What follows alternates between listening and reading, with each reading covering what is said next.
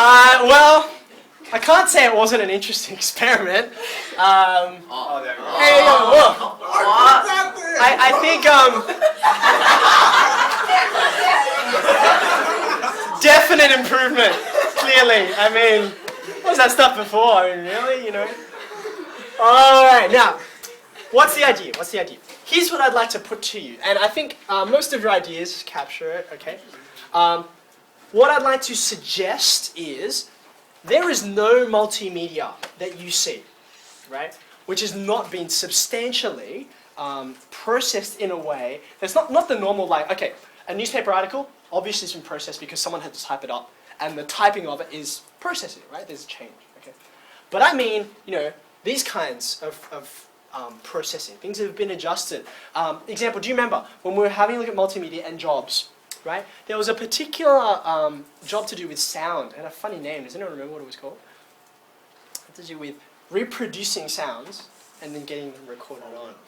A Foley artist, okay? Now, essentially what a Foley artist's job is to reproduce all those sounds, to process all those sounds and then replace the ones that were actually there, right? So almost all the sounds we hear were not captured when the thing was being shot, right?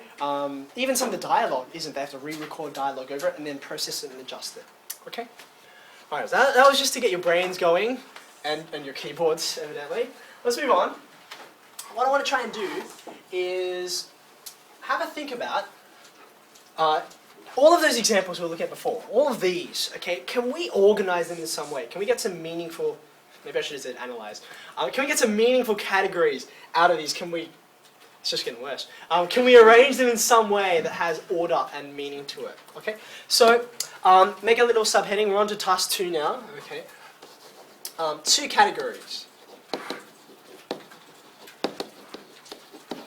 of multimedia processing.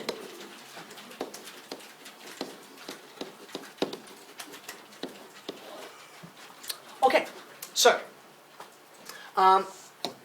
let's start with what you've got here. Okay. All right. Now I'm going to focus on these 2 over here. I think they're a good example, and you can think of a few more as well. I'm about to give you a category. I meant it to be the second one, but since you guys have picked it, I'll make it the first one. Okay. What's the category that I'm talking about? It's about creative. Let's see. Well, I guess it's just for creative reasons. Okay. Why do people put in a green screen? Why do we film on top of this weird color? What's the purpose of the filmmaker in doing that? Any suggestions? Yeah. Adding a different background. Yeah, thank you, right? There's some background or some effect, perhaps, that we can't do in real life, or maybe it's hazardous to do in real life, right? So what do? Our creative reason here is to put something in that, you know, we couldn't do any other way. Okay? And it's the same idea with the sound, okay? You know, the one that always sticks in my head is the dog that's running along the ground, and then the person has to get like, maybe like paper clips on a glove, and they have to like rattle it on the ground, okay, to mimic the sound of a dog running along, okay? Now, what's the creative reason there? Well, the filmmaker wants to emphasize something that can't be captured by normal means, right? So it has to be processed and added in later, okay? So creative reasons. Now, there's tons of these. When you think of audio, you can think of a variety. When you think of images, you can think of a variety, okay? And when you think of video, there's a whole other set. And so that's what this bit is about. You actually went for the second one first. So I'd like you to think of 10 examples of that. That's a lot easier than it sounds, okay? Think about a movie you've watched recently, and just go through it. Replay the scenes in your head and think, oh yeah, there's processing here because there was a scene, and or maybe it was CG, maybe the whole thing was CG. That's an example, okay? 10 examples of that. Now, the second one is a bit trickier, and none of you thought of anything that goes into this category because it's not as intuitive. It's sort of in the background, okay? So here is category number 2. And I'm going to spend a little more time talking about this and trying to explain it, okay? Hardware limitations.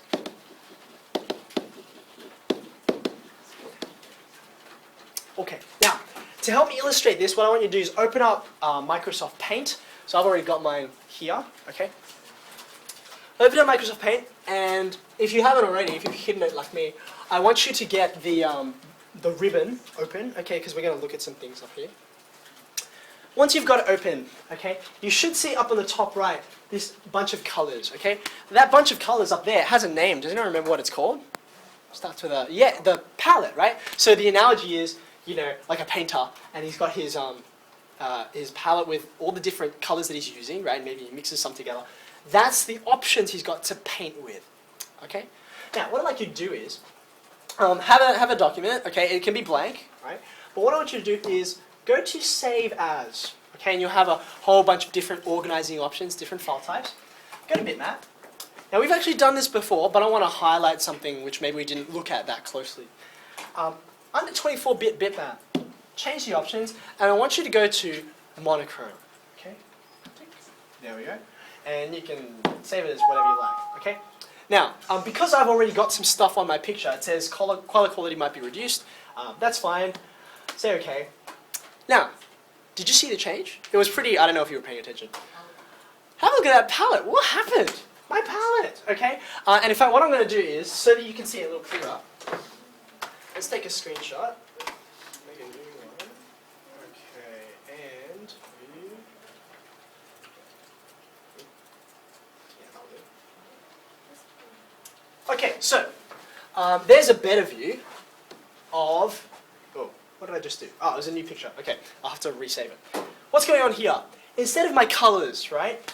This is my new palette. Now, what's going on? Okay, I chose this because you can see each individual one. This is the computer trying to come up with patterns, right? Patterns of just black and white, because I said this is monochrome. So black and white are the only two options I've got. Okay? These are patterns that mimic different shades. Okay? So for instance, you know, oh, that's white, that's obvious, and this is black. But have a look at something like this. This is kind of 50-50, right? And then this one is more black than it is white, and this one is more white than it is black. Okay? So this process of producing these patterns instead of colors has a name. It's called, and this is my first kind of,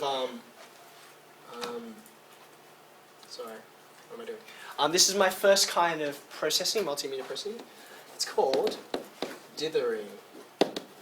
Okay, that was a little thinner than I meant. Let's try that again. Dithering. Okay, now hopefully this rings some bells. Okay, we looked at this very briefly. The reason why I'm revisiting it is because it's a multimedia specific thing. Okay, now can you see how it's connected to hardware? Why do hardware limitations, or why are limitations, I can spell, why are hardware limitations the reason why some software programmer years ago invented dithering? Actually, I lied. It wasn't a software programmer who invented it. Can someone think of who else it might have been? This was around before computers. A user? What kind of user? Who would be interested in something like this? Who would this be useful for? It was a typesetter. It was a typesetter.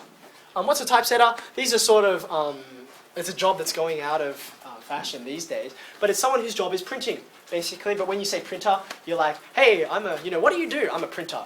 Like, what, you sit there and spit out a piece of paper? Okay, so this is a little more helpful. This is a person interested in publishing in the written word, okay? Now, they're interested in this because the hardware limitations on many printers back in the day was they couldn't print like shades and different colors. They just printed black or white, right? And if you want some kind of pattern, you're going to need to do something like this, okay? All right, so there's one example. One.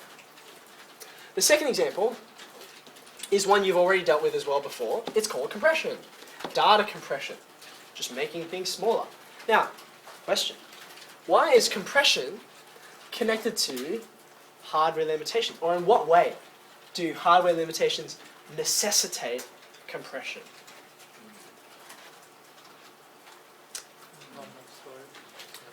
Right. So,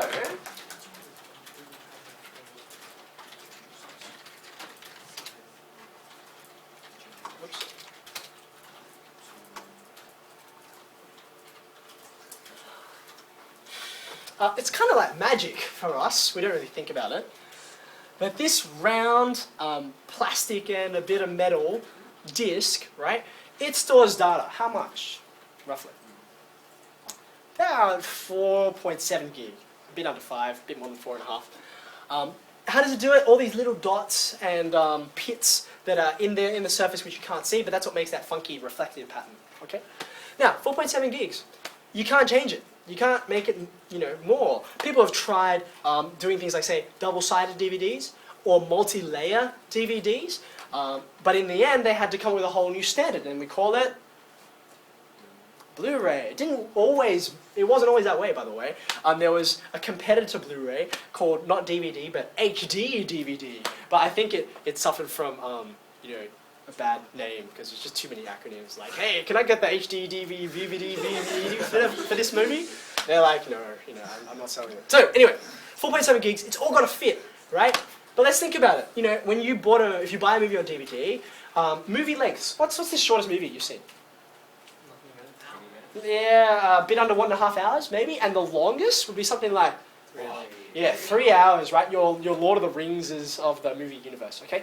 Now, this movie and this movie got to fit on the same disc, right? And therefore, compression, okay? Some movies, they try and split it over disc, but it's never a pleasant experience to say, I'm just up to the exciting scene! Eject disc 1. Insert disc 2, okay? So therefore, because there's hardware limitation, they compress things and it'll fit. Okay? So these are two kinds of processing for multimedia that are driven by a totally different reason. It's not like the guys out there were trying to be, let's be creative. Let's dither it, that'll look so cool. Some people do think that, but not usually. They weren't doing it for creative purposes, and the same reason. It's not like, whoa, I really like it when I compress things, and you lose a bit of color quality. That looks so vintage, it's not the point. Hardware limitations, okay?